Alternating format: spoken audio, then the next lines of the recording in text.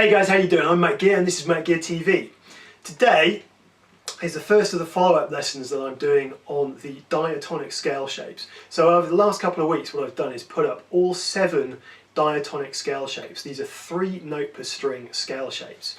And we've gone through all of them from Ionian, Dorian, Phrygian, Lydian, Mixolydian, Aeolian and Locrian. Now what these are is these are the base of the modes. Now, I'm not going into theory yet with regards to the modes, and so just want you to take my word for it that modes will come out of this, because it can be quite a tricky subject to get your head around to start off with.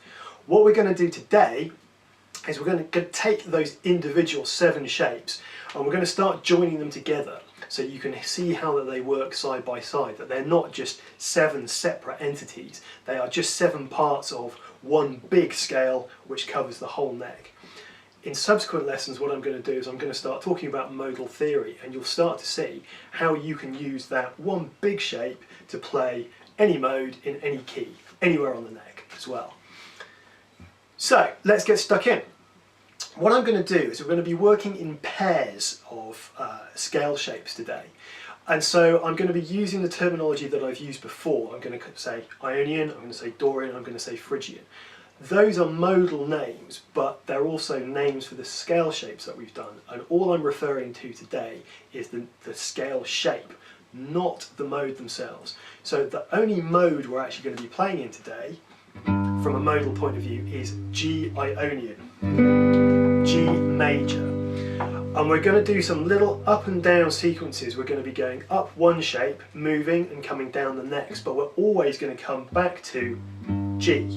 So for your ear, the tonal centre of everything is G, G major. And as I said on all of the previous lessons for the shapes, what determines the mode that you're playing isn't the shape you play, it's the chord that you play over, the chord which is determining the tonal centre for the music that you're playing, for the scale that you're playing, for the solo that you're playing.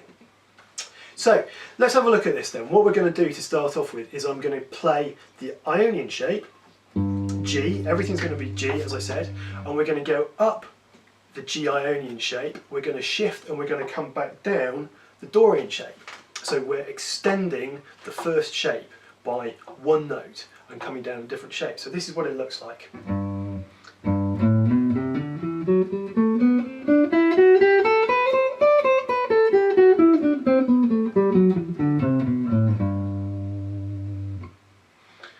So what we've done there is used 2 modal shapes to play one mode. 2 shapes, that's it. Don't worry about the modal bit too much, it's just 2 scale shapes to play G Ionian. So that's the tonal centre. If we were to start just from a purely modal point of view, theory point of view for 1 minute, if we were to start on the A and the A became the tonal centre, I'm still going up the Ionian shape,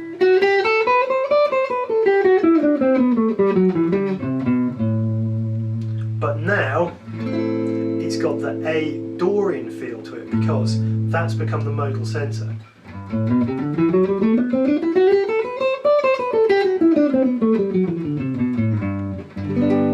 But with the G, we're always coming back to the G, so it's G Ionian, it's G major.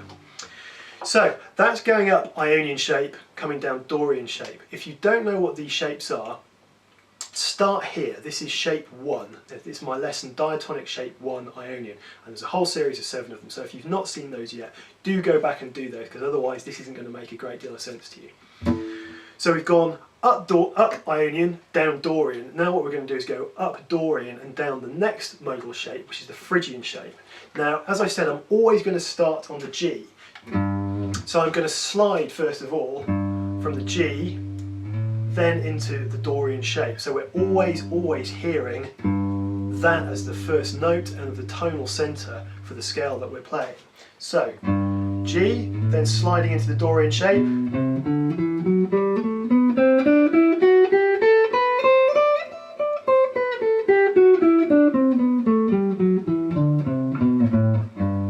and then sliding back down at the end. So there I've used the Dorian shape and the Phrygian shape together but still, we're still playing G Ionian. Let's go up one more. So we've gone up Dorian, now we're going to go up Phrygian and then down Lydian, which is the next one up. So a couple more slides to start off with. So I'm sliding from the G to the A to the B, up Phrygian, shift to Lydian, and back down again. If you're a little bit lost with this, just loop the video back, go back and watch it again. I'm playing it fairly slowly, I'm not ripping this up or shredding or doing anything like that because I want you to see how these things work. If you're confused about the actual shapes, just go back to one of the 7 lessons that's there already on YouTube and you can see, I'll link to them underneath so that you know where they are. And then just do a bit of revision on that. So it is really important that you've got these 7 shapes under your fingers before you start trying to stick them together. So that one we went up Phrygian, down Lydian. Now we're going to go up Lydian, down Mixolydian.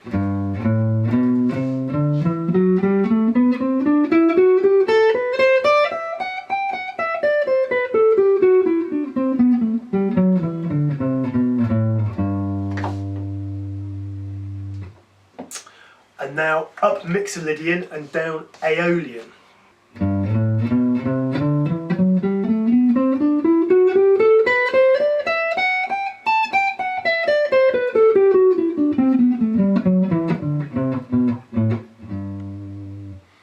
Now, it might seem a little bit silly doing these slides on the E string, on the low E string, but the reason that I'm doing it is always to bring it back to that G, always to bring it back to the G, so it always feels like a G major scale.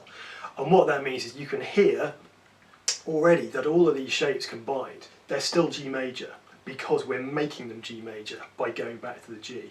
If we were to stop on any of the other notes or create a tonal centre, sorry, not to stop, if we were to create a tonal centre on any of the other notes of the G scale, we would be playing a different mode. When you're practicing this, do go back to the G so that you can feel it. Obviously, from a technique point of view, doing lots of slides with the index finger up and down isn't really great guitar technique and you wouldn't really do that. But for the purposes of actually getting these sounds into your ear and making this sound like a G major scale, it is worth doing. What you can also do is just do this in groups of 2. So go up Ionian, down Dorian, finish sliding back down to the Ionian. Penultimate one, we're going to go up Aeolian, back down Locrian, and there's a lot of sliding to start off with.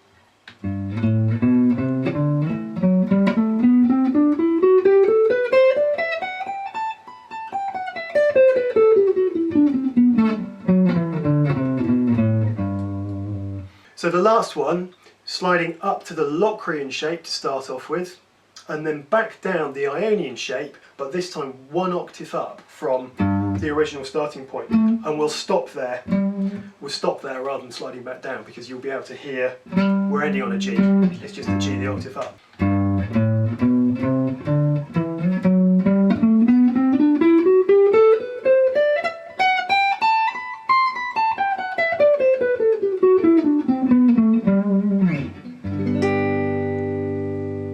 So there you go. You can see 7 different shapes all fit side by side to create a much bigger piece, a much bigger scale.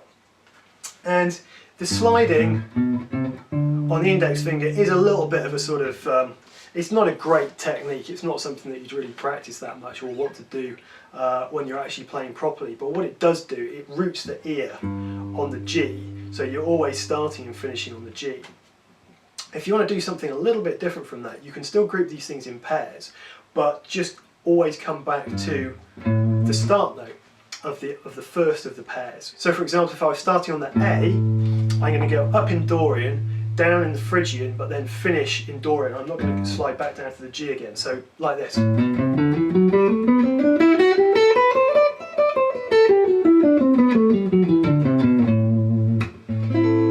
Now the tonal centre of that is the A. Now that is Dorian. If we were to start on the B, so the Phrygian shape, and then down the Lydian,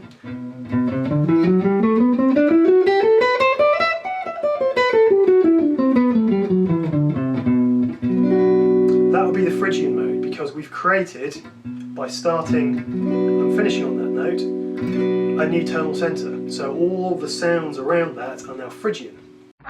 So that's it for today. Again, I'm not going to go into any modal theory really in too much depth because I'm going to explain that next time.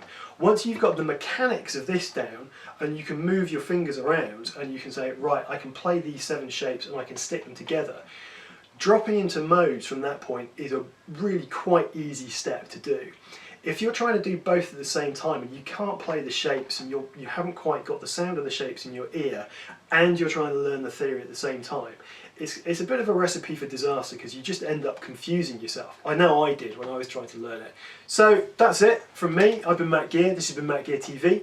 If you've got any questions about any of this stuff, just drop a comment below. If you'd like to subscribe as well, that'd be brilliant. And until next time, you guys take it easy. Keep practicing, keep playing guitar, and I'll see you then. So take it easy. Cheers.